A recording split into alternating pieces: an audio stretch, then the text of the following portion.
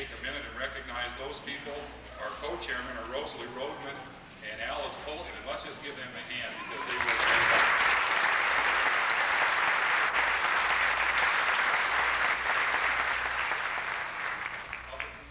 Other committee members who are in attendance this morning are Nancy Heyer, Kathy Hochstein, Carol Johnson, Karen Sims, Carol Starnes, Pat Sutton, Cindy Tranmer, and Mary Ellen Whelan. And I think they're all standing over here against the side. I can just barely make out their faces. So thank you for all of the hard work that you put into making this event possible.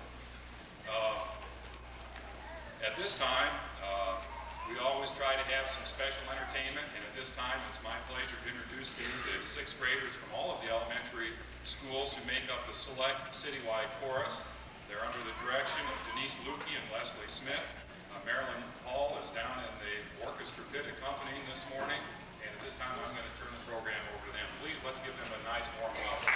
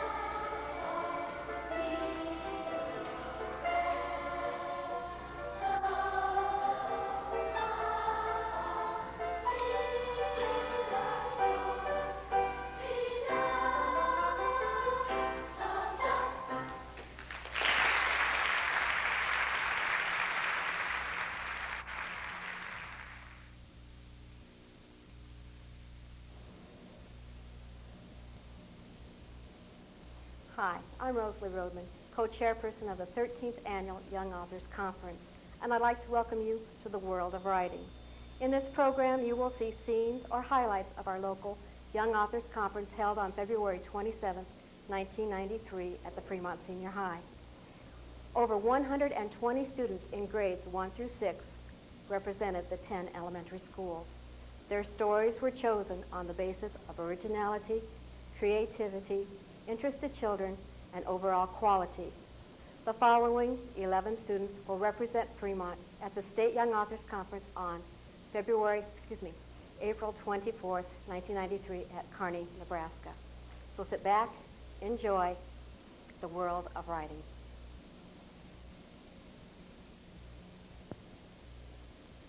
As Ms. Roden said, the young authors will be reading their stories today, and we will be showing you how reading around the world is written in different languages. We will begin with English. The English language is the primary language of over 250 million people. It has 26 letters in it. And our first student today who will be reading is Jonathan Jones. He's from Linden Elementary School in 4th grade, and he will be reading Sadie.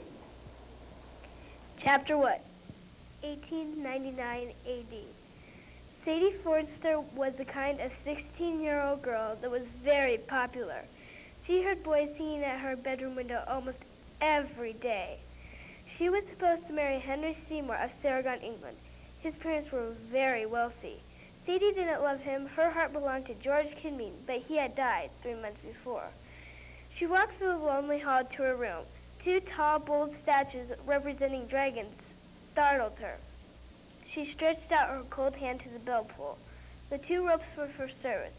The first, her parents. The second, servants. She pulled the first one. Then again, her stepmother strolled in. "What do you want?" Sadie's stepmother was not a kind woman, for she had arranged the marriage just to get Sadie out of her home. 5 weeks passed by. It was just 2 days before Sadie was supposed to get married. Sadie couldn't believe that she was going to marry Henry. No one would know, she thought.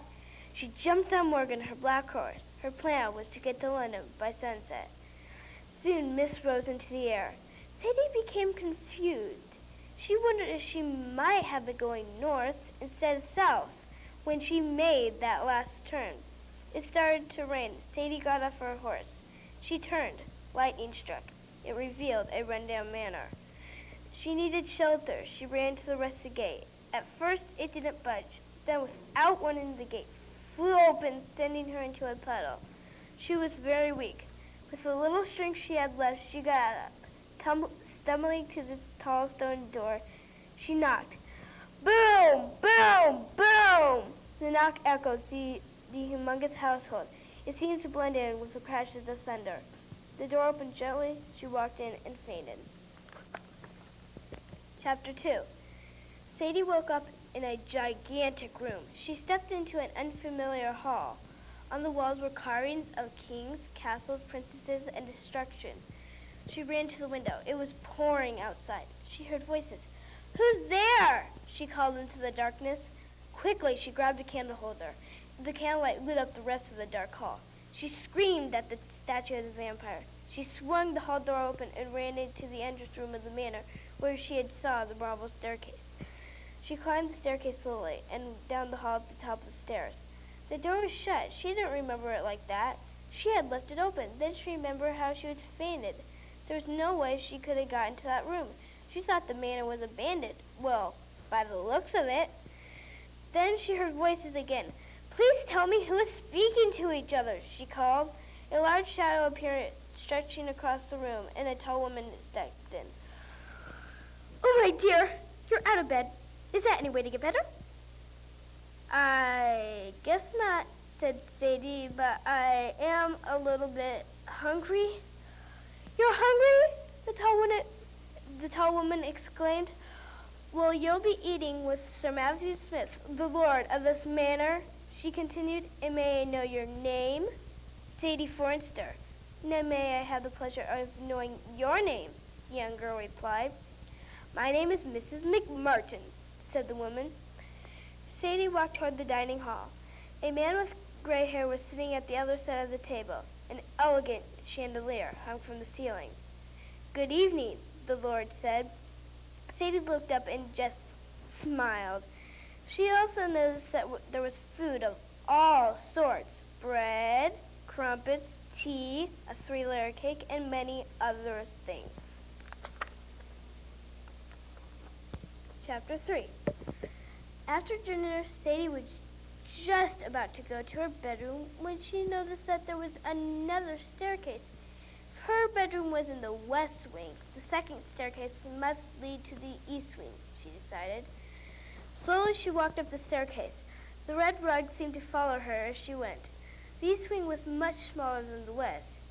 Sculptures surround the hall, showing humans stabbing dragons in the heart and knights fighting in battle. She looked at two halls. She went straight ahead. A twisting staircase was at the end of one hall. She walked up the staircase slowly. She noticed that there was smoke damage all over the walls.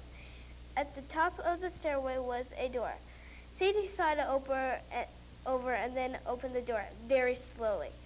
She saw a room with a burnt bed, chairs scattered all around, paintings and all sorts of furniture stacked up. The door at the other side of the room had fallen off the hinges, and she could see a little bit into the night sky. There must be a balcony, thought Sadie. Sadie couldn't really open the balcony door. She just kind of pushed it off with a mess of other things. She was surprised to see that there was not a balcony. All she could see was a jagged stone precipice. There probably had been a balcony at one time, she thought. It must have fallen down. Sadie kept that secret to herself all the while that she was there. She stayed there for many days until she was fully recovered. Half a month later, she left and returned home. Chapter 4. Now Sadie was 56 years old. One day she was driving on the same path. It looked very familiar to her. She told Jeffrey, the car driver, to stop. Her father was in the back of the car.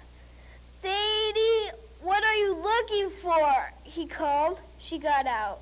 She didn't see the manor, but she knew this had to be the same place. "Father, I thought there was a manor house here," she said. "That place burnt down at least 50 years before you were born," her father said. He was 87 and knew quite a bit about England. She rushed down the hill. Now she could see where a building had been. Dead trees surrounded a brick foundation that was almost covered by yellow grasses.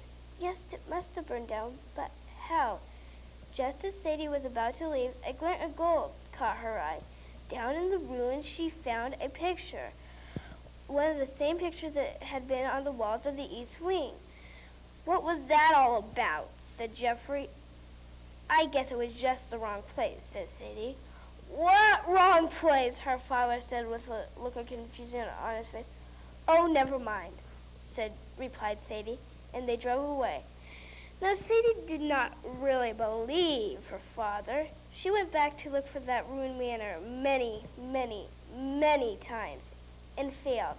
But I wouldn't say it's not there, because I've heard stories where people have run away to that very same place, and there was always someone to help.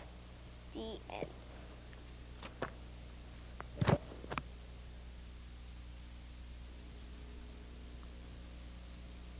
Our next author is Ryan Steinbach, reading Save the Slopes. Ryan is a 6th grader from Davenport. One winter day, after a big snowfall, Ryan and his friends wanted to go sledding. They decided to go to the steepest slopes in town, which were called the Great Mountain. They all asked their parents, and their parents said it would be okay if they were careful. They all dressed warm, and Ryan grabbed a sled. Off they were to the slopes. Today, Ryan and his friends were going to try the biggest of them all. They could barely wait. When they finally got there, there was trash scattered all over the slopes and a big sign on the door that read, "Out of business." Ryan and his friends were very disappointed and even a little angry because they had been looking forward to this all week. They decided to talk to the owner who lived nearby and find out why he closed the slopes down.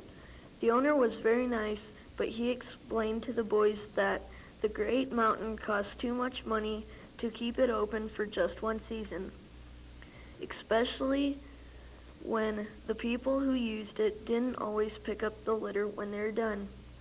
The boys were very disappointed, but Ryan had an idea. He thought they could talk to their parents and find out how they could keep the slopes open and help the owner out at the same time. All the boys agreed and talked about it, what they would do all the way home. Ryan and his parents agreed to have a meeting at their house the next night with the owner, the boys, and the parents. Ryan and his parents had an idea. If they could clean up the slopes, buy some trash barrels, fix up the old shack for a warming place, and come up with an idea for the summer, maybe the owner would reconsider. The boys all agreed to help the parents. That the parents would donate their time and if the owner would agree. The only problem was what would they do in the summer. The boys came up with the idea of a water slide. The owner agreed if they could come up with the money for the slide. If they could do that, he would keep the great mountain open and Ryan and his friends could use it anytime they wanted. The boys went every day after school and picked up the litter on the slopes, while the parents worked on the shack. Ryan's dad donated some old barrels for garbage cans. Now all they had to do was raise the money. The boys typed up a letter on Ryan's computer asking for a donation to save the slopes. They sent them to everyone they knew. In a week, they had half the money for the slide. When they took it to the owner, he said he would pay for the other half of the slides since the boys had worked so hard. The grand opening was set for the next weekend, and the boys were so excited they could barely concentrate in school. Finally, Saturday was here, and Ryan and his friends were first in line to use the slopes. The place looked great, and there was plenty of snow. They piled on their toboggan and went zipping down the biggest slope on the place. Everyone had a great time that day, and the place was packed every day after that. Ryan and his friends were very proud of themselves, and they made sure everyone kept the place clean so it would stay open because they had planned on using it a lot in the summer too. The end.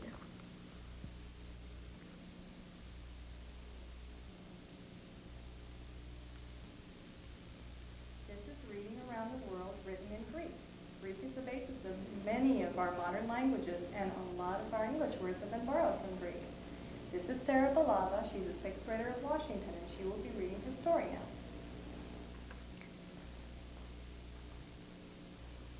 Disasters at Rockbrook Camp. Hurry up, you're going to be late for the bus that will take you to Rockbrook Camp, said Mrs. Mackenzie.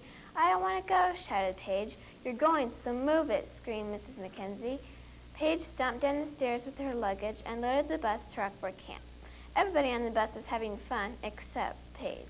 She had been forced to go to a camp in Rockbrook, Oregon for 6 weeks, and she knew she wouldn't like it. When they got to Rockbrook Camp, they unloaded the bus and were assigned counselors and bunkhouses. Paige received bunkhouse number 3, and her counselor was a skinny, curly-haired lady named Jana. She shared her bunkhouse with 3 other girls, Connie, Tia, and Carrie. After she got to know everyone, she got a tour of the camp. There was the main hall, bunkhouses, swimming pool, arts and crafts center, and the stables full of horses. Are we going to ride the horses? Asked Paige. We're going to do more than that.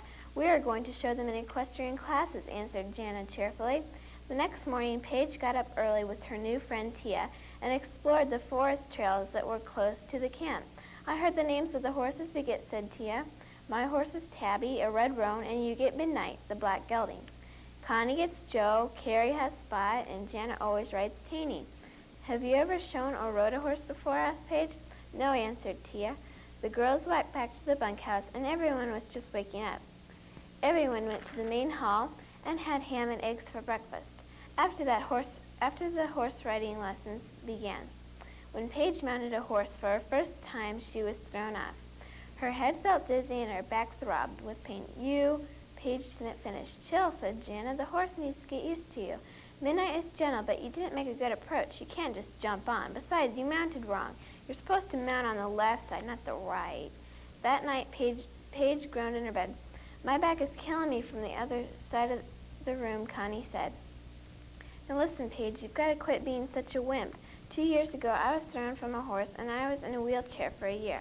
I still limp when I walk as a result of the accident. I swore I wouldn't ride a horse again. That accident ruined some of my self-esteem, but somehow that same horse made it up with his affection. The next morning, Paige went out to ride Midnight, or at least try to ride. Midnight was extra nice, as if to say he was sorry.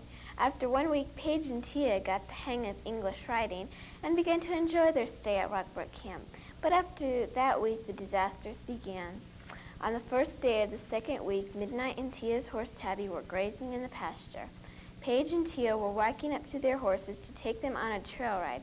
When they approached their horses to snap on the lead shank, the girls smelled a skunky, gross smell.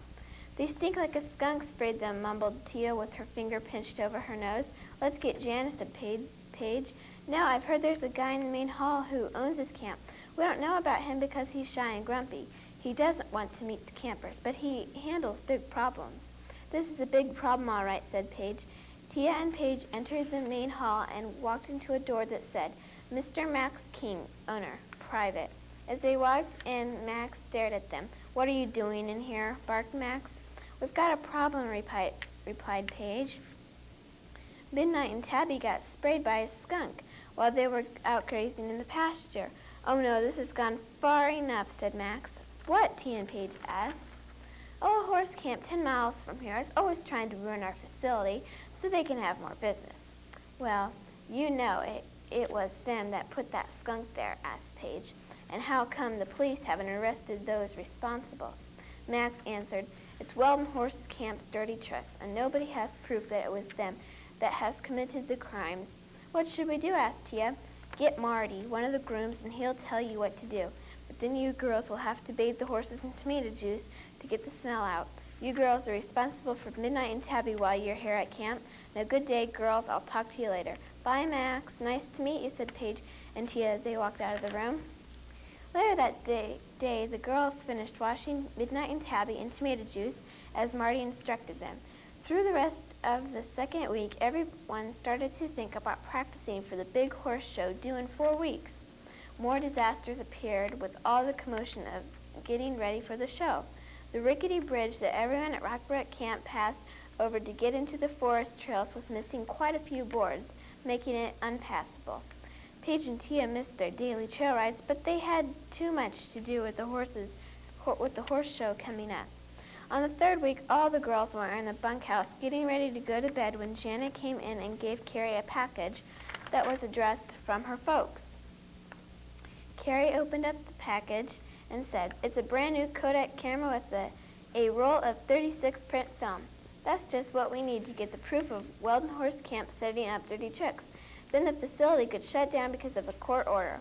That would be a great relief to Rockbrook Camp," said Paige. "Great idea," said Connie. "Can I be the spy and snap the picture?"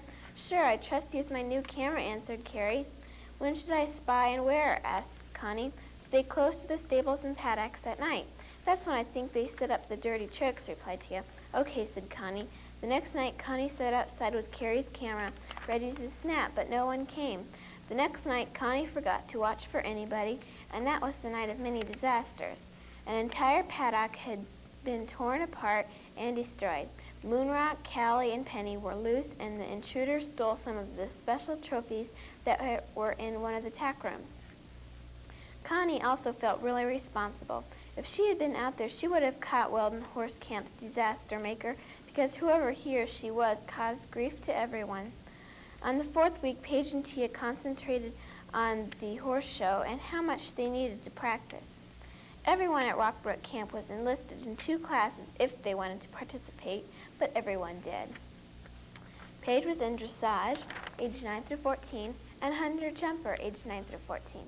Tia was in over the fence, age 9 through 14, and English equitation, age 9 through 14. Carrie was in beginner jumper and an obstacle course. Connie was in hunter hack, age 9 through 14, and English pleasure. Repairs were being made on the disasters. Workers were putting up a new paddock to replace the destroyed one, and Moonrock, Callie, and Penny were all caught. At the end of the 4th week, another disaster came.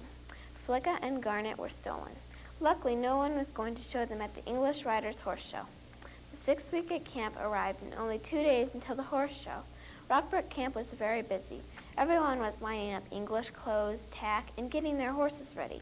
Finally, it was the morning of the horse show. Everyone was up at 5 o'clock and were getting dressed in their English attire.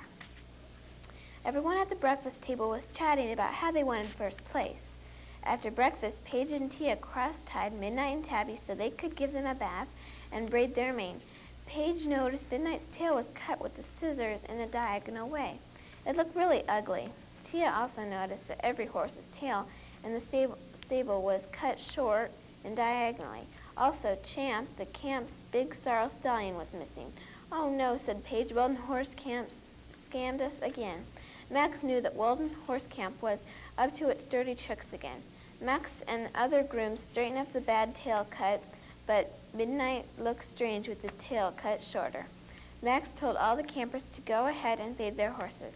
After Paige and Tia soaped up their horses, they found out that what was in the bottle was not horse shampoo, but was a strong, gross-smelling men's cologne. "Phew, that stuff smells disgusting," said Tia. "Boy, this time Weldon Horse Camp is trying to make our horses smell and look like losers in the horse show," said Paige. Again Max appeared, and this time his face was red hot. As he said, "I'm so mad at Weldon," he didn't finish. He threw away all the bottles with men's cologne in it and got out real horse shampoo. Everyone scrubbed so their horses would smell clean and earthy. After they gave the horses a bath, Tia and Paige braided their manes and loaded them into a huge horse trailer.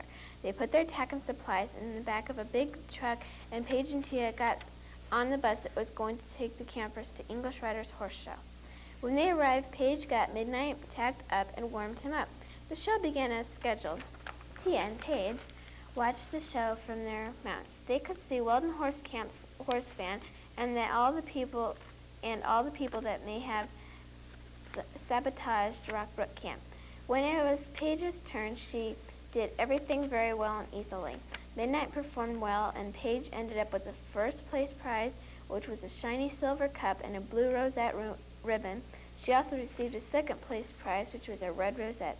Tia received 2 second place prizes.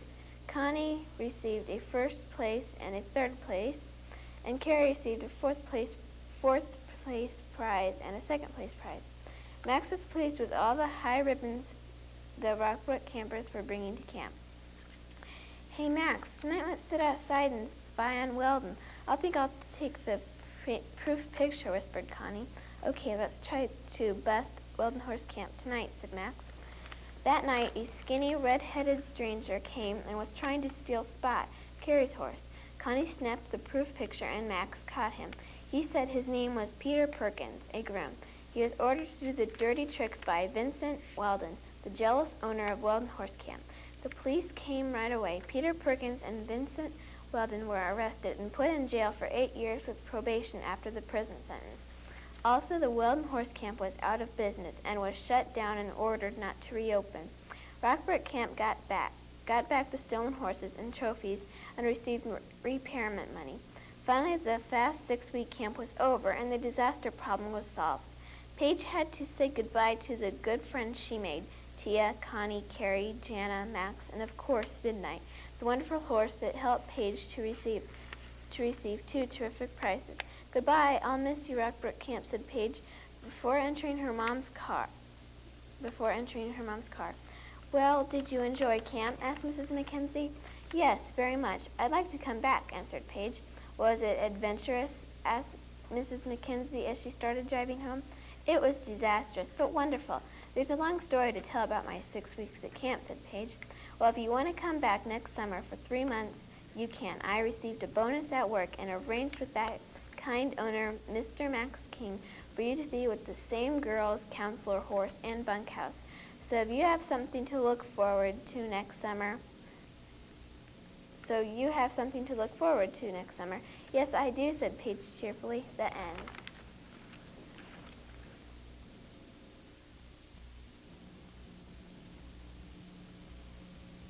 Our next story is The Determined Athlete, written by Tom Oldham, a 5th grader at Clarkson. Introduction. Getting to know Kyle Hansen. Kyle Hansen was born on May 15, 1976, in Omaha, Nebraska. He was 8 pounds 3 ounces. His mother's name is Lori Hansen, and his father's name is Gary Hansen. 3 days after he was born, he was able to leave the hospital with his mother. The day he arrived at his house, he was welcomed by his relatives. Everyone in his family adored him. Chapter 1, Grade School. At kindergarten, Kyle liked to draw pictures, play games, and he liked recess. Well, one day the teacher asked the class what they wanted to be when they grow up. Kyle's best friend said he wants to be a scientist. Well, Kyle wanted to be a professional baseball player. The teacher told him she thought that was a good idea. At the end of the day, he rushed home and told his mom that the teacher asked everyone what they wanted to be when they grow up. Kyle told his mom that he wants to become a professional baseball player, and his mom also said, well, that's a good idea. At supper, Kyle told his dad, and his dad said, that's what I wanted to be, but I just wasn't good enough at it. After supper, Kyle's dad got a plastic ball and bat and said to Kyle, it's never too early to begin. At the beginning of first grade, Kyle knew he was going to like his teacher, Mrs. Johnson, because she's nice and helpful. He was right. He did like her. When he went home that day, he told his parents that first grade is fun. The next day, he couldn't wait to get to school because it was his birthday, and yesterday his teacher said that anyone that had a birthday is given a birthday crown and a Tootsie Roll Pop. When he arrived in the classroom, he told the teacher that it was his birthday, and he got a crown and a Tootsie Roll Pop. At recess, Kyle played base soccer, and his first time up, he kicked a home run. When they came in, they had reading, English, and science, and then they went home. The rest of the year went great because all of Kyle's grades were A's. In second grade, he didn't know if he would like his teacher, but by the end of the week, he liked his teacher much better because if you had a problem, she would help you, and usually after she helped you, you wouldn't have a problem. That year, months passed by fast. By the time it was the last day of school, he found out that he had achieved all A's for the whole year. In third, fourth, and fifth grade, he enjoyed his teachers. In third grade, his teacher was Miss Holbrook. His fourth grade teacher was Mrs. Campbell, and his fifth grade teacher was Miss Howard. In those years, he again achieved all A's. Mrs. Wilson was Kyle's sixth grade teacher. After the first week, Kyle thought his teacher was a little strict. Then he discussed it with his mom, and she said, well, Kyle, some teachers are strict because they want to express what they mean, and usually teachers don't mean to be strict, but they just are. After the discussion, he told his mom that he understood. The next day, Kyle went to school feeling good because he knew that the teacher promised that she would read a book that had to do with baseball. When she began reading, Kyle became more interested because it was about a pitcher, and Kyle had decided that if he becomes a professional baseball player, the position he would want to play is pitcher. The next years in junior high, he joined teams for the school. When he was picked, he asked the coach if he could play pitcher. Abruptly, Mr. Brown, the coach, replied, well, nobody has asked to play a certain position, but sure, you can play pitcher. Thank you, sir. You won't regret it, answered Kyle. The first game that Kyle pitched, he was fascinating. He struck out 10, while he hit 2 doubles and a single. After the game, his coach congratulated him for his magnificent performance. For his next 5 appearances as a pitcher, he won 3 and unfortunately lost 2 of them. The last game of the season, Kyle pitched, and he pitched very well. The first 4 innings he pitched, he had already struck out 6 batters. The last 5, he also struck out 6 batters, but in the 5th inning, he walked 2 batters. However, they still won the game 6-1. In high school, baseball interrupted with his work, but he said that an education comes first, and then everything follows that. So he decided that in the summer, when he has time, he will play baseball. When baseball started, Kyle again played pitcher, and he excelled. The first game he pitched okay. The first 4 innings, he walked 3 batters, balked once, but he did have 4 strikeouts. In batting, he was only up once and got a stand-up double. The last 5 innings, he struck out 6 and didn't walk anyone. His team won 6-4. There are 50 games in a season, and 48 have passed.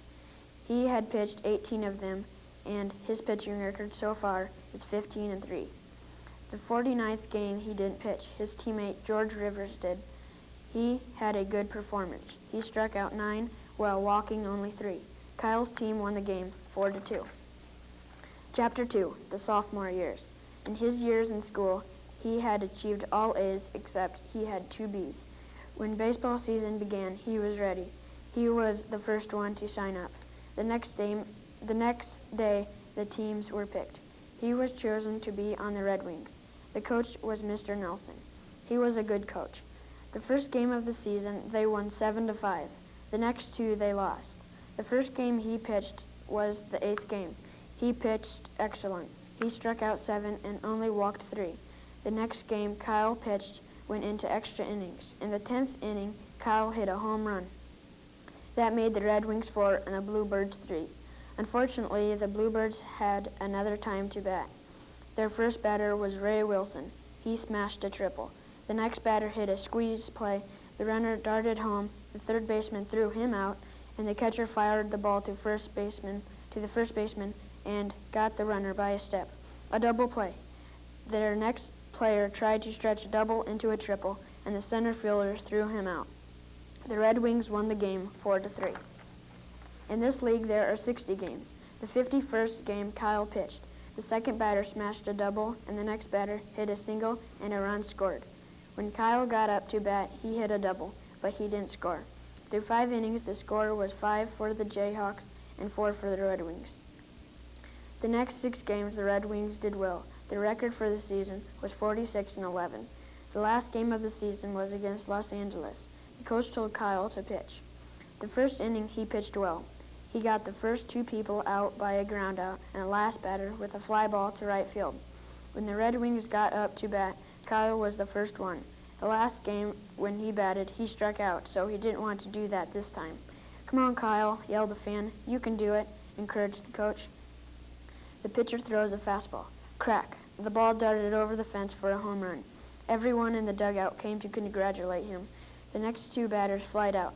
Then the 4th batter grounded out. Through the next 4 innings, the Red Wings scored 2 and Los Angeles scored 2. So the score in the 5th inning is 3-2 in favor of the Red Wings. In the 8th inning, Kyle struck out the first batter. The second hit a double. Then after the next 2 batters, Kyle got out because he was complaining about how his elbow hurt. He was taken to the locker room where his elbow was being examined. After an hour, the trainer told Kyle that he had hurt his rotator's cuff. He couldn't believe it. The next day, Kyle was taken to a hospital. That night, he had surgery on his elbow. The next day, he felt lonely.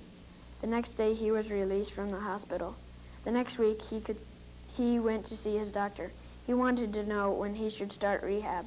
"In a week," answered his doctor. Chapter 3, Rehabilitation. In a week, Kyle started rehabilitation. The first month in his rehabilitation was lonely because while his teammates are playing baseball, he has to go to the gym and the swimming pool. After the first month, he didn't feel so lonely because he got to go to some of the games. The first game he went to was against the Bluebirds. In the 5th inning, the Bluebirds are leading with a score of 5-3. But in the 7th inning, the Red Wings came back by having a leadoff double and by having George Rivers hit a home run to make the score 5-4. The next batter was Bob Roberts. He let the first pitch go by because it was too high. The second pitch was right down the heart of the plate. He swung, and the ball kept rising, and Bob ran for a triple because it hit the top of the fence. The next batter was John Wilson. He swung at the first pitch and smashed it past the shortstop for a single, and he scored Bob Roberts. In the next 2 innings, the Red Wings took command and now lead 7-6, and the Bluebirds had one more chance. Their first batter hit a high fly ball to center field. The center fielder caught it and threw it to the pitcher. The next batter hit a sharp grounder, but the shortstop snagged it and threw the runner out. The third batter hit a single because of the hole between first and shortstop. The next batter struck out on 3 straight strikes, and the Red Wings pulled off the win. On the way home, he stopped by the gym and worked out for an hour. When he got home, he took a shower and went to eat, and then he went to bed. The next day, when Kyle went to the gym, he worked mostly on his elbow. After he exercised on his elbow, he worked on his upper body and then lower body. Kyle said to himself that he was bored. After his workout, he went to Bonanza to eat. After he ate, he went back home and watched baseball. He was watching the Atlanta Braves and the Chicago Cubs. The pitcher for the Braves is John Glavine, and for the Cubs, it is Mike Morgan. In the first inning, the Cubs received 2 runs off of a double by Mark Grace and another double by Ryan Sandberg. After the two doubles, Andre Dawson drilled a single past the third baseman. Through 6 innings, the score stands at 5-6 in favor of the Cubs. In the 8th, the Braves got a run on Ron Gant's home run. The Cubs also got 1 run. At the end of the game, the Cubs pulled off the win. Chapter 4, The Fantastic Comeback. After 6 months of rehabilitation, Kyle went to see his doctor. His doctor told him that he has got stronger, but unfortunately, he is not 100%, but he will be able to play baseball next year. Through the rest of his rehabilitation, he still worked on getting even stronger, but he also worked on his fastball, slider, and circle change. His fastball had gone up in speed 3 miles per hour faster. It was 76 miles per hour, and now it is 79 miles per hour. A week before baseball started, Kyle went in to see his doctor. After the doctor looked at Kyle's elbow, he told Kyle, after all the hard work you've done in rehab, you are a perfect 100%.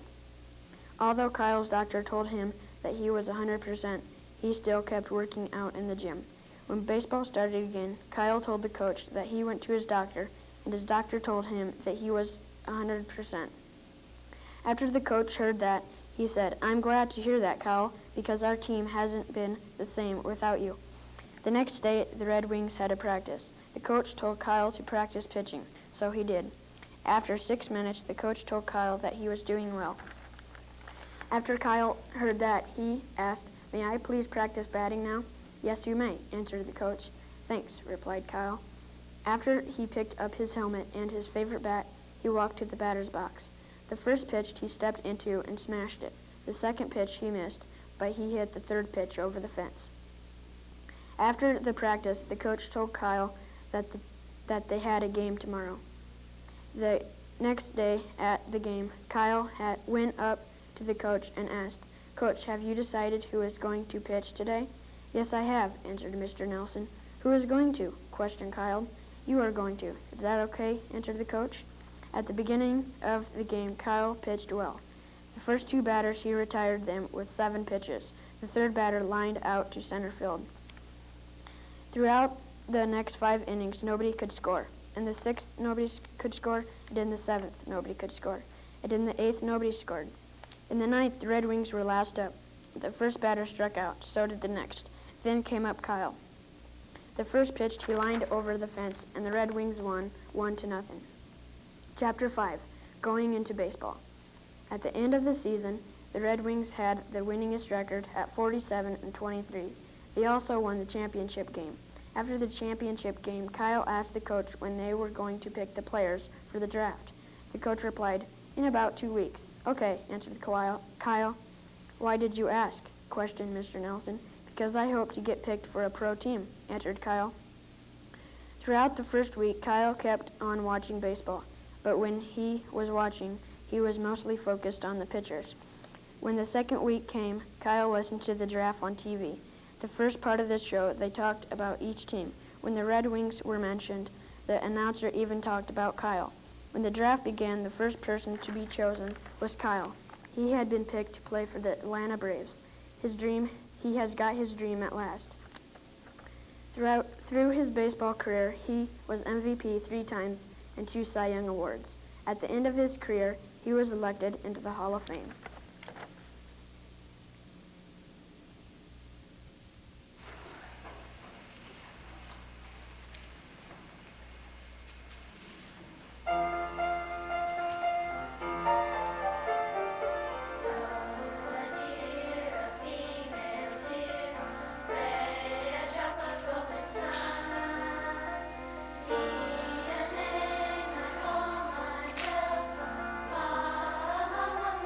Come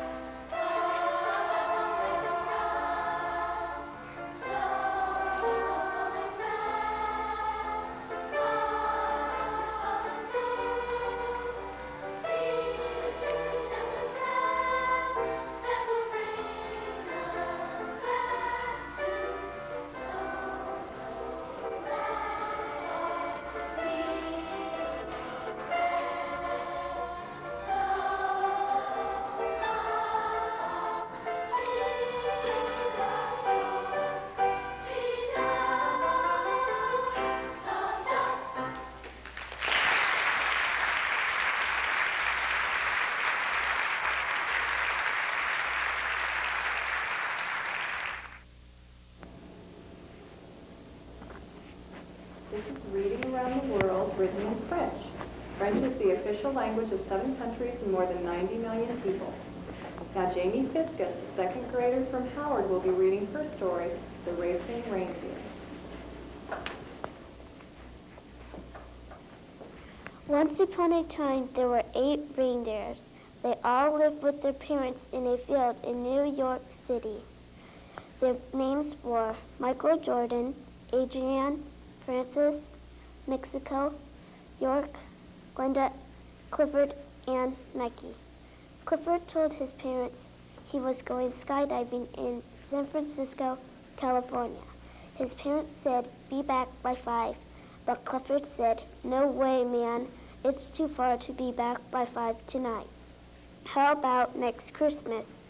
So he stole a nice red, cool car and warmed it up.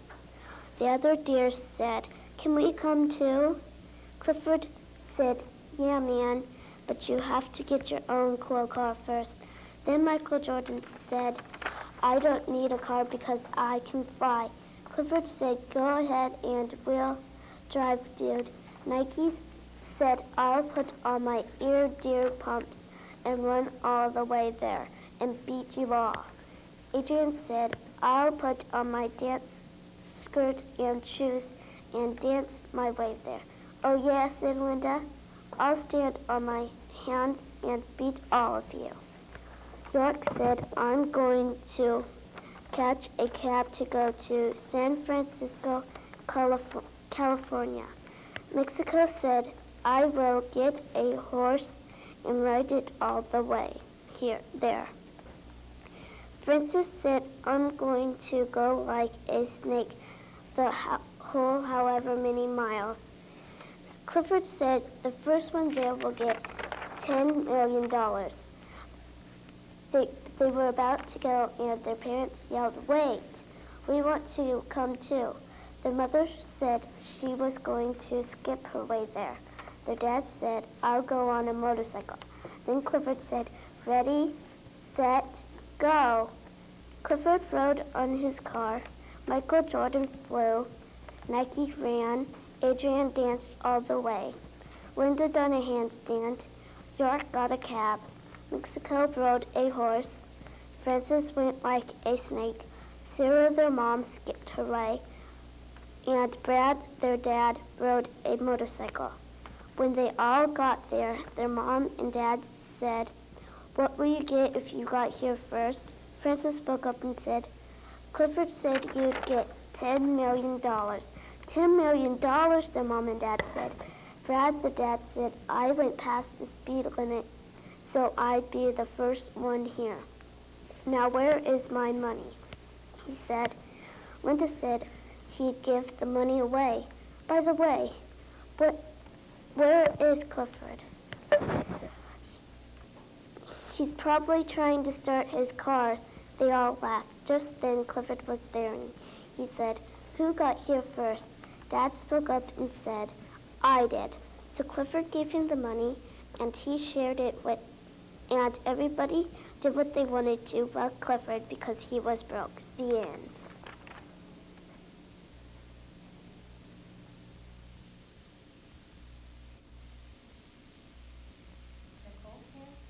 A 6th grader from Lincoln Elementary School will now be reading her story entitled One Little Glass Bear.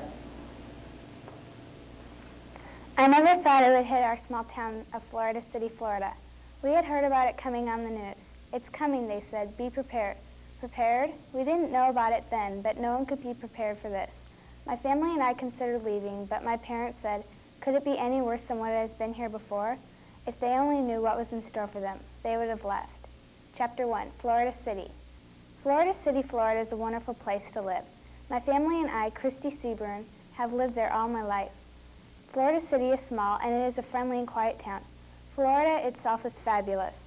I've been to Disney World 3 times. I went twice with my family and once with my best friend, Kendra Alp. I've also been to SeaWorld and the Kennedy Space Center. I also really like school. I'm going to be in 6th grade at a private school called St. Peter's. I like going to school there very much. Most of my friends go there, but some also go to a public school. I have many people in my family. I am the oldest of 2 brothers and 2 sisters. My brother Seth is going to be in 3rd grade. My twin sisters Ashley and Amy are both going to be in 1st grade, and my baby brother Jason is 1 year old. We also have a dog named Joe. My dad's name is Jim, and he is a high school mathematics teacher. My mom's name is Brenda, and she is a trial lawyer. That's what's so great about Florida City, all the fun, friends, and family. I really enjoy living there. Chapter 2, The Report. I was sitting on my front steps drawing a picture of the sunset. I love drawing. When someone asks me what I like to do best, I say, drawing, of course. Anyway, as I said, I was drawing the sunset. It was about 8 o'clock p.m. and the sun was setting early. I told Dad that, and he said, they're predicting rain. I didn't know what that had to do with it, but oh well. Outside it started getting nippy and humid, but that was strange because earlier that day it had been unbearably hot. I stared back at my picture. Suddenly I noticed a drop of water on my drawing. I looked up at the sky. There were dark clouds everywhere. All at once it started to rain very hard. I ran inside. I looked at my chalk drawing. It was practically ruined. I would have to make another one tomorrow. I walked into the living room where Mom was working on some papers and Seth was watching a baseball game on TV. Where's Dad? I asked my mom. He's putting Jason in bed. Where's Ashley and Amy? In bed, answered Mom. All of a sudden, it started thundering and lightning. Dad came downstairs. It's really storming out there, Dad said. Yeah, it really is, said Mom. Hey, look, a weather report, exclaimed Seth. The weatherman came on TV and started to talk. Our measurements say that Hurricane Andrew is on its way from Miami and neighboring towns. Be expecting very heavy rain and strong winds. Then he went on saying how you should take proper shelter and have a flashlight and radio. He ended by saying, stay tuned to this channel for further information. I walked over to the television and turned it down. What does this mean? I asked my mom. Oh, honey, I'm sure nothing is wrong. Right, Jim? Certainly, answered my dad. Then my brother said, the weatherman's on TV again. I turned up the TV. The weatherman reported, Andrew is coming. He's headed straight for Miami. Be prepared. Then he showed a map of Andrew's route. Station predicts Andrew will go through Homestead all the way to Miami. If you are in any of these areas, you should leave immediately. I was shaking very hard after the news report. My brother turned down the TV.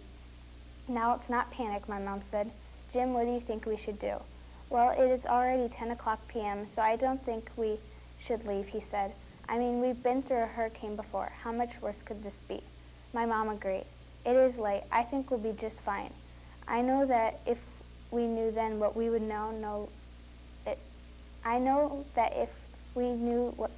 then what we would know later, we would have left that second, but we didn't. I suspect that everyone in Florida City felt the same. Chapter 3, Be Prepared. The storm came quicker than we expected. It started getting windier and windier, and it started raining harder. If you looked outside, you could see dust and leaves blowing around. The tree my family and I planted for Arbor Day was swaying in the wind. I felt sorry for the trees. I also felt sorry for the little dogs and cats running around. Then I remembered something. Where was Joe? He was outside with me when I was drawing. When I started raining, I went inside. It was now 11 o'clock p.m., and Joe had been out there for 3 hours. That poor dog. Finally, I decided to say something. Mom, where's Joe? I asked. She was waking up Ashley and Amy so they could go into the basement with us. I really don't know. Can you please wake Jason and gather some blankets, as many flashlights as you can find, and a few radios? I'll get some pillows and some food. My mom's voice wandered off, leaving me with nothing to do but what she said. After we gathered all in the basement with our supplies, we could tell that the storm was picking up. We had one bedroom, one bathroom, a family room with a TV, and a laundry room downstairs, so I guess we were covered. Then I started thinking about Joe again. Just as I was about to say something, I heard a scratching noise behind the closed laundry room door. I opened the door, and guess who I saw? Joe, I cried. Christy, Mom said, keep it down. All of your brothers and sisters are asleep. Look, Mom, I found Joe. He must have been in the laundry room when I closed it this afternoon after I got the laundry, I said. Probably, Mom said. I'm glad we found him. Now come and help me put some blankets down so you can go to bed. As I followed my mom, I heard the wind blowing forcefully. Then I about jumped a mile when I heard a big limb hit the side of the house. As I walked in the family room, I saw my dad boarding the windows. Just in case, my dad told me. Now I wasn't so sure it would be easy to fall asleep. Chapter 4, The Hurricane.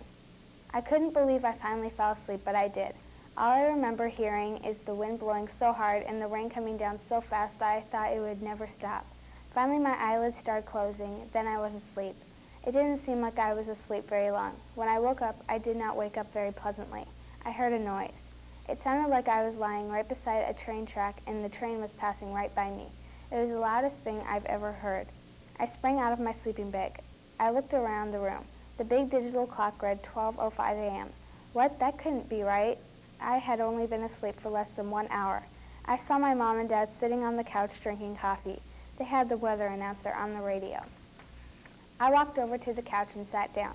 "Oh, hi, Christy. I didn't know you were up," my mom said. "We missed the worst of the storm," my dad informed me. "The worst?" I repeated as I heard a large branch hit the boarded window. "Yes," he said. "I still think it's pretty bad outside." "How bad is it?" I asked. "Well," my mom said, close to tears, "the noise was terrible, and I admit hearing the house being damaged really upset me." "You mean the house is gone?" I asked. "Well, Christy," my dad answered, "we know the ceiling above us is still here, as you can see, but we think the second floor might have a damaged roof. Also, I'm sure there is a lot of broken glass and debris." It took me a while to take that all in. As I sat petting Joe, I realized that just a few hours ago I was upstairs in our safe house, which was clean and tidy, and now it was all gone. My parents had worked so hard on building this house, the house that they had raised their family in. I felt I needed to change the subject. "Where are the other kids?" I asked. "Your mother and I decided to keep them in the bedroom. We turned on a radio to soothe their fears and help them go to sleep," my dad replied. "Oh," I replied. A few hours later, the storm had died down. Jason was up now, but the other kids were still sleeping. I asked my parents if I could go upstairs, but they told me not yet. Finally, when it was around 6 o'clock a.m., my parents said I could go upstairs as long as my dad came with me. I don't think my mom really wanted to go upstairs. For one reason, she had to stay with the other kids, and the other, she probably didn't want to see our house a mess. I felt a little nervous about going upstairs. I was afraid to see our house torn apart. As we approached the top of the stairs, I felt a muscle in my stomach begin to tighten. Well, this is it, I thought. My dad turned the handle. The door was stuck. Dad and I had to use all our body weight against the door. Finally, it pushed open. When I looked up, I couldn't believe what I saw. It looked like a tornado had gone right through my house. We found out that it was my mom's favorite wicker rocking chair that had blocked our way. One of the legs was broken off. Then I remembered what my mom had told me. My mom's mother had given her that chair for my parents' wedding, and my mom said she rocked all 5 of us kids in the chair, and she still does rock Jason, or used to. I felt a string of tears come to my eyes, but I had to hold them back. I had to hold it all in. As I walked through our house, all I saw was the same depressing things.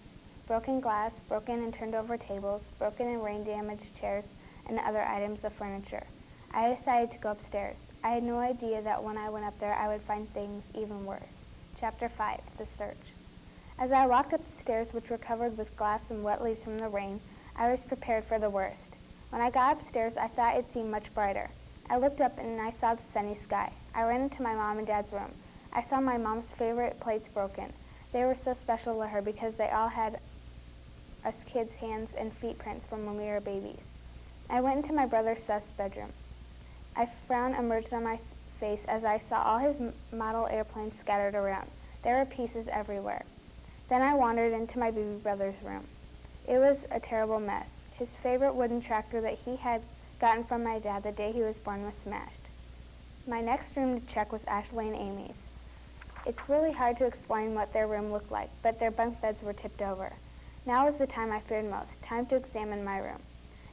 When I walked into my room, I did not notice that my art supplies and artwork were ruined, but that a little glass bear that my mom had given me on the day I was born was still sitting on its shelf. I walked over to it and examined it. Not a scratch. Unbelievable. As I walked back to the main floor carrying my little glass bear, I noticed my dad working outside. Then I saw my mother just standing in the middle of the mess. I put my arm around her and we went back to the basement. When I got downstairs, I saw my brother and sisters making sandwiches. My dad was outside clearing away branches, and my mom was now sitting at the table, Jason in his high chair, Amy and Ashley on one side, and Seth on the other side, patting a seat next to him for me to sit down. I smiled. We don't need a big house full of other furniture and art supplies, because my family has each other. I set my little glass bear on the table and picked up Joe. I started thinking about how lucky I was. We are just like the little glass bear. It ever fell apart, and neither would we. We would all stick together.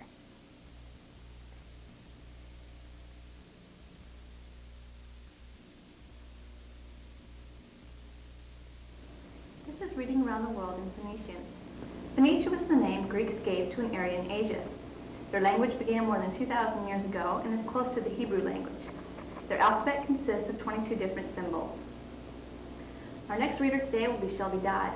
Shelby is a student at Milliken Park Elementary School, and she's a 5th grader. Her story is entitled The Almost Elvis. My life plan came to me one day when I was watching TV.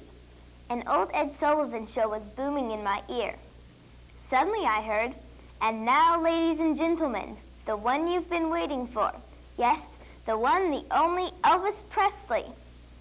The screams from the TV audience rattled my brain. As I watched, visions of my entire class standing and applauding me as I walked into the classroom filled my mind. The teacher would faint across her desk. The janitor would unravel a long black velvet mat wherever I walked. The principal would do my homework, and all the girls would reach forward trying just to touch my arm.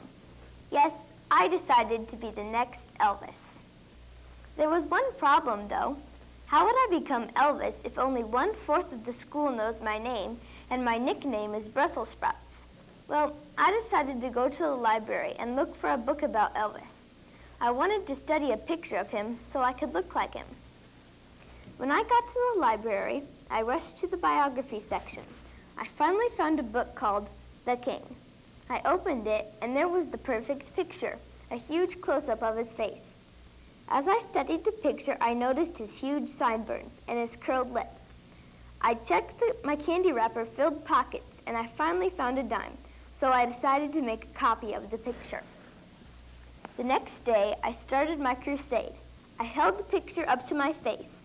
I knew I would look just like Elvis if I made a few minor adjustments. So all day I practiced curling my lips and swaying my hips. Then I noticed that Elvis had sideburns and I didn't. So I searched the junk drawer for a bottle of glue. Finally, I found a bottle of Elmer's glue that was half dried. I got some old cotton balls and black paint. Then I painted my hair black and painted the cotton balls black. Then I glued them to the sides of my head. I was the perfect Elvis. As I was practicing my hip swing, my little sister came in. "Hey, Teddy, it's time for dinner." "What on earth did you do to yourself?" "Can't you see? I'm going to be the next Elvis," I said. She laughed wickedly. "Ha, ha, ha. You, Elvis? I can't wait to see the expression on Mom's face when you walk down the steps. Ooh, you're in for it, Teddy. You're in for it." When she left, she walked away like she had won a war or something. She made me so mad, but I thought to myself, would Elvis lose his temper in this situation? No, he wouldn't, because he was the king, and kings never lost their tempers. So I guessed that I shouldn't either. I was about to sing a verse from Let Me Be Your Teddy Bear, but instead my stomach let out a huge growl. I decided I was getting pretty hungry, so I swayed my hips from side to side down the steps. When I reached the kitchen, my sister Allison looked as if she had been waiting for me to come down for hours. When she saw me, she grabbed her heart and screamed, "Elvis is alive!" Then she let out a sigh and fake fainted. "Very funny," I said. Mom ran into the room. "What is the problem here?" "Mom," Allison said, Teddy says he's Elvis and he keeps swaying his hips and curling his lips." I was just trying to be like him because he was a household name. Hardly anyone knows who I am. Mom sat down and looked me in the eye. "Teddy, you're a special person, and you don't have to copy someone else. Just be yourself." Well, I finally got the glue off my face, and I'm trying not to curl my lips so much. School is going better now that I took Mom's advice. But do I still love Elvis? Uh-huh. I mean, yes.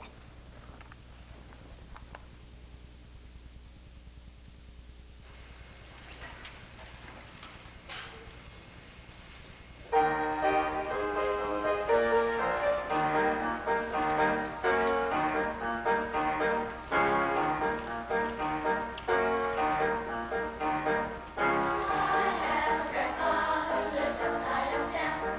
He says she grandma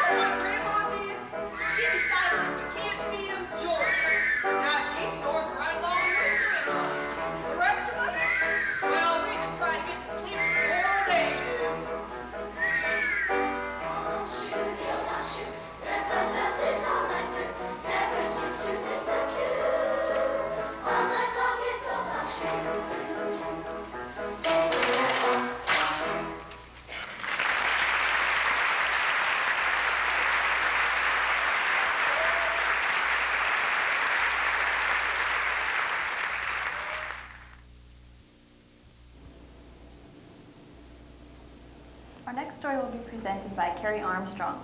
Carrie is a fourth grade student at Grant Elementary School, and she will be presenting her story, Melody's Pleasurable Christmas. Melody and her mother are homeless. Melody is very ill and needs care. Her mother has tried and tried to get help, but nobody will help. She's very ill now and might catch pneumonia and make it worse because it's getting cold and starting to snow. All they have to cover up with is some newspaper and dirty towels out of the garbage can. She is covered up with all of them. Her mother has none. Mother, said Melody. Yes, replied her mother. Will we get any Christmas presents this year? No, not any this year either. Will we ever get any? No, honey, we're homeless. I'm sorry, said her mother. Days passed. Melody and her mother held an old rusty cup in their hands. People would walk past and they would ask for money from them. Mother, I don't get it. What do you mean? I mean, can't they see that I'm ill? Why won't anyone give us some money? Because they're ashamed to give the homeless any money. Hey, who's there? Said Melody. I am. Hi, I'd like to introduce myself. I'm Joey. I heard you guys talking. Here, I have $5. I know how it is to be homeless. My family and I used to be homeless. Thank you very much, said Melody and her mother. No problem, said Joey. Maybe I'll come back. I don't know. Well, thank you very much from the bottom of my heart, Melody. Melody, don't you have something to say? Yes, I just want to say that I am very grateful for this $5. Thank you. Well, I'll see you guys around. As Joey was leaving, Melody and her mother talked about how nice Joey was. A month went by. Melody seems to be getting better. Maybe. As days went and passed, Joey would come and visit. He would come and sit on the curb with them. One day they were talking. Joey? Yes, Melody? Did you know that we haven't spent the $5 yet? Mother said we should wait a while. Didn't you, Mother? Well, yes, I did, only because I thought there might be something better later than now. Well, I better be going. I'll be back. Melody, I've been wondering, does it even look like Joey was homeless at one time? No, it doesn't. I wonder if his family looks like it, said Melody. Mother, I was just thinking about what his family looks like. Maybe next time he comes, we will ask him to bring a picture of his family. Months have really passed. It is December 5th. Melody is just the same. Her stomach isn't hurting anymore. She is just counting the days until Christmas because her mother said that about a week before Christmas she was going to go to the store and buy Melody a Christmas present. And then, during Christmas Eve night, she would go stick it under the towel Melody uses for a pillow. Although Melody is happy about getting a present from her mother, she has no money to buy her mother a present. She talked to her mother about it, and she said that it's okay and that it was no problem. She also said that all that mattered is how much she loved her. That's what was important. That made Melody feel a lot better. 10 days passed so quickly. It was the 15th. Joey came. Melody was happy. He came the day before, and she had asked him that day if he would bring a picture of his family. The next day he came. So he brought the picture. Melody said that his family looked very nice. It was getting late, so he left. Melody's mother asked her if she felt okay. She said she felt great. She even jumped up and down to show how she felt. A week and a day passed. Melody couldn't believe that it was actually Christmas Eve. Her mother kept saying, "You better go to sleep." When Melody woke up in the morning, she couldn't believe her eyes. She looked under all the newspaper. She finally found her present. She opened it up, and it was a teddy bear. "Melody, I got you this so you wouldn't be scared at night." "Thank you," said Melody. "Now I'll never be scared again."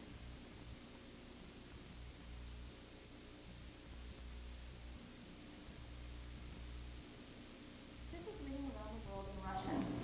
130 million people speak Russian. In Russia, there are more than 100 different dialects and languages. Their language consists of 33 letters compared to the 26 letters we have in our English language. Our next reader today will be Sarah Eckhart. Sarah is a 6th grade student at Northside Elementary, and she will be presenting her story called School Days. School days. School days. School is weird in a fun sort of way. We do math and all that stuff every day. We're always getting out pencils and books and making tired and exhausted looks. We just can't wait until that recess bell. Oh, how it rings so well.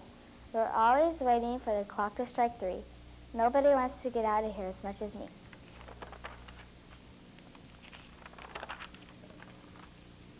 Teachers. Teachers are weird in a word sort of way. Why would anyone want to get up and go to school every day? They work with noisy and bratty kids. I would rather eat a dozen raw squids. They could have any job in the world, but instead they'd rather work with noisy boys and girls. Quiet down. Quiet down. Quiet down. That's all my teacher says with a frown. She's always saying we're too noisy or we're too loud. She says we're louder than a circus crowd. We're not too noisy and we're not too loud and we're not as noisy as a circus crowd. Recess. Recess is a time for playing hopscotch, house, or ball. You can have the best time of all. It's when you yell, scream, and everyone wants you to be on their team. It's a time when you get in trouble and the recess teacher wants you in on the double. Recess doesn't last long at all, so when you're out there, have a ball. Counting the days. I'm counting the days until this week ends. I'm counting the days until summer begins. I'm counting the days until Christmas is here with Santa and Rudolph and all his reindeer. When Christmas comes, that means no school, which in fact is pretty cool. School's out. School's out, school's out. Time to yell and scream and shout. As you can see, the clock just struck 3, and nobody is as happy as me.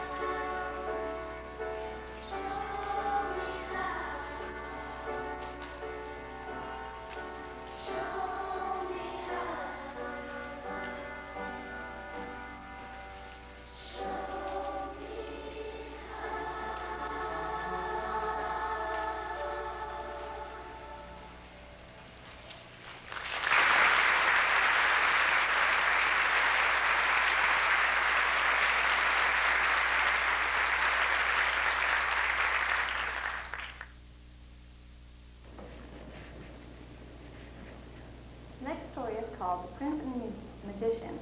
It's presented to you by Jessica Kellner, who is a 6th grader at Linden Elementary. The Prince and the Magician. Once upon a time, before the time of me or you, in a small African village, lived a magician named Cora. She was respected by all in her village. She was also feared, for she had been known to have an awful temper. If you got on her bad side, you would be cast under a spell in a moment. No one dared go against her will. One day, as she was making a potion, one of her apprentices came rushing in the door. "Cora, Cora," she cried, "have you heard?" "Heard what?" Cora asked impatiently. "A villager got lost in the jungle. It was getting dark, so he went to a nearby castle to stay until morning." She paused, out of breath. The king there asked who ruled her, and when she replied, "Cora," he said, "Cora, ha, that no good magician? Now get out." And he threw her out. Luckily, she found a small village to stay in, the apprentice explained. "What was this king's name?" Cora asked. "King? Well, I guess he was a prince. Prince Kiring of Zamzibia," the apprentice replied. That night, Cora crept out of her village. When she got to Prince Kiring's castle, she transformed herself into a poor-looking old woman. She knocked on the palace door. The prince answered.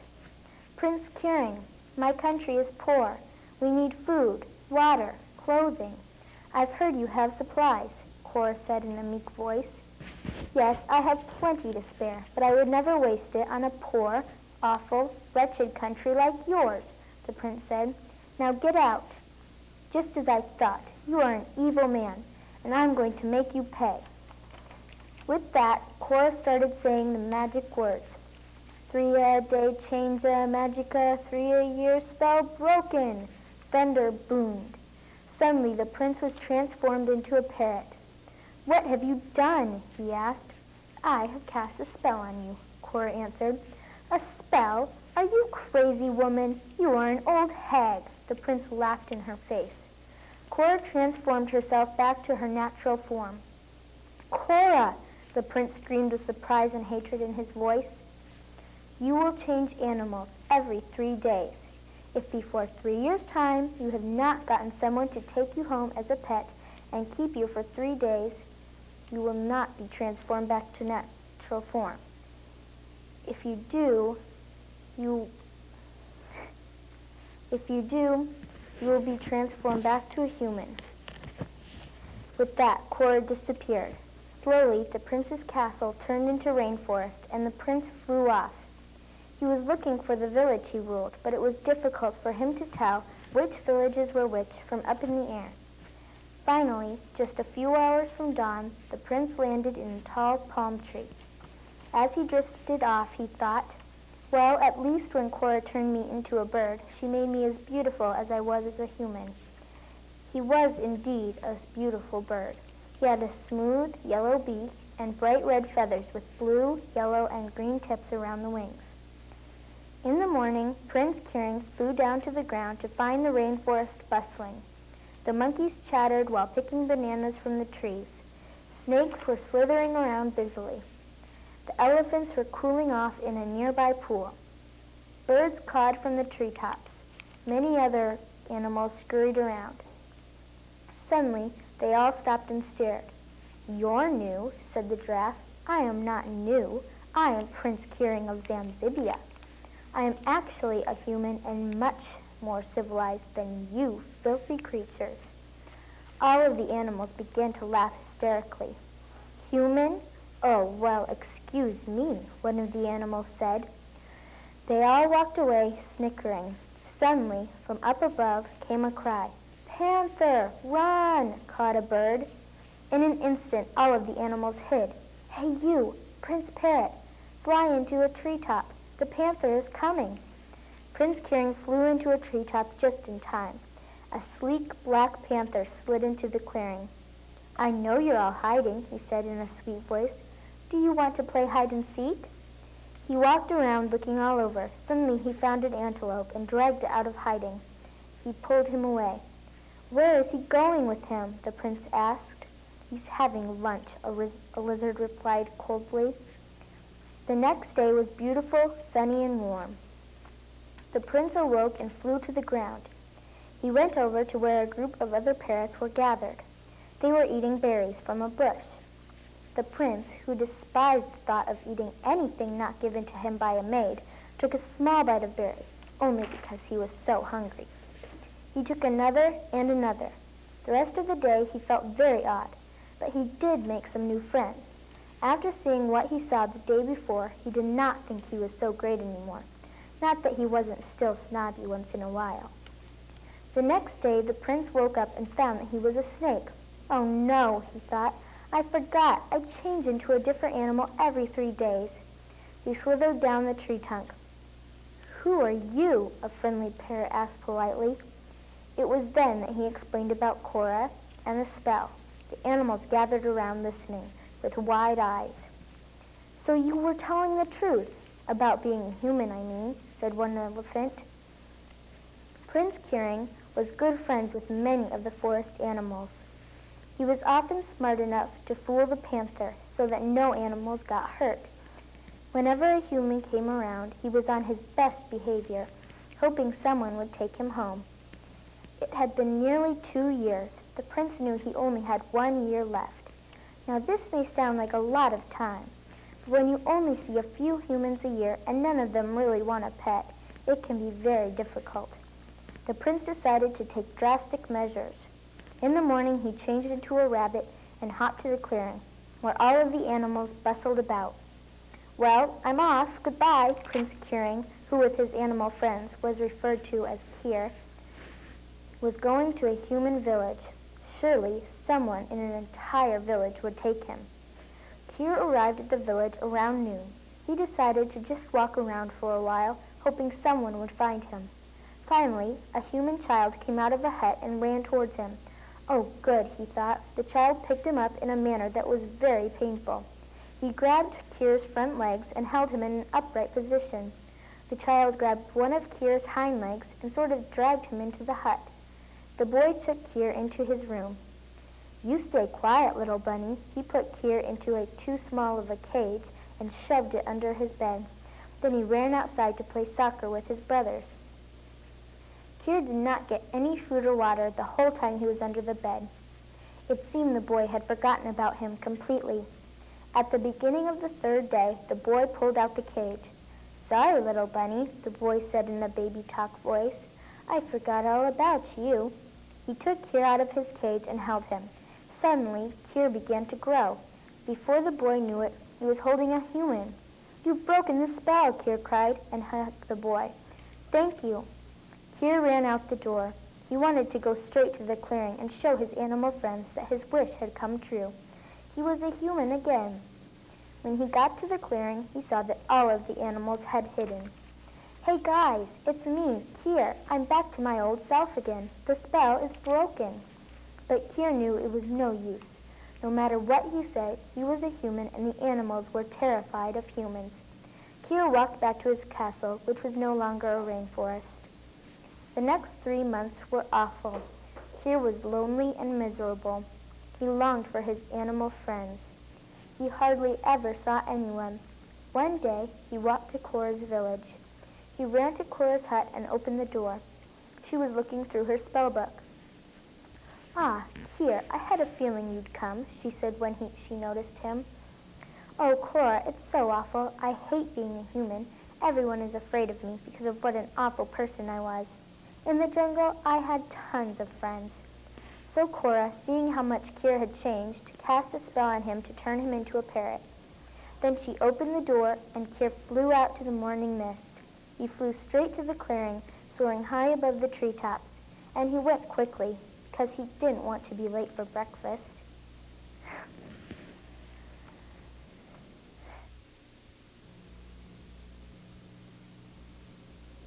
This is Reading Around the World in German. German is the official language of 5 different countries. There are approximately 120 million people who speak this language. Our final presentation will be done by Carrie Ebers.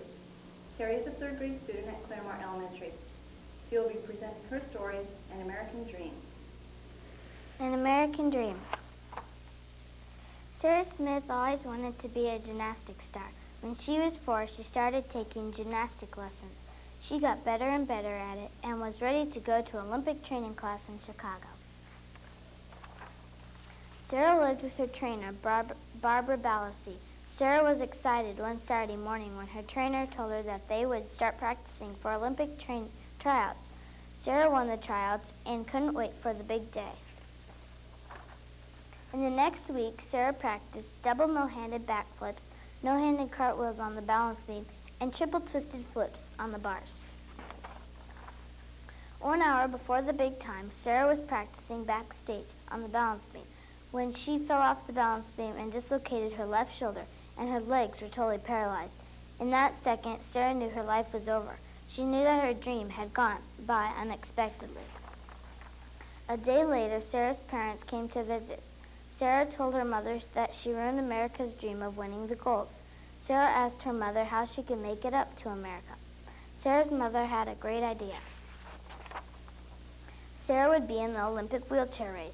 Sarah's father bought her a red, white, and blue wheelchair. Sarah's day was here. Sarah nervously went to the starting line. Sarah started out very slow, then all the others died down, and Sarah passed them all.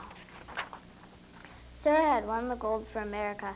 When Sarah sat in her wheelchair with that gold medal around her neck, she was very happy because she knew that she made America proud.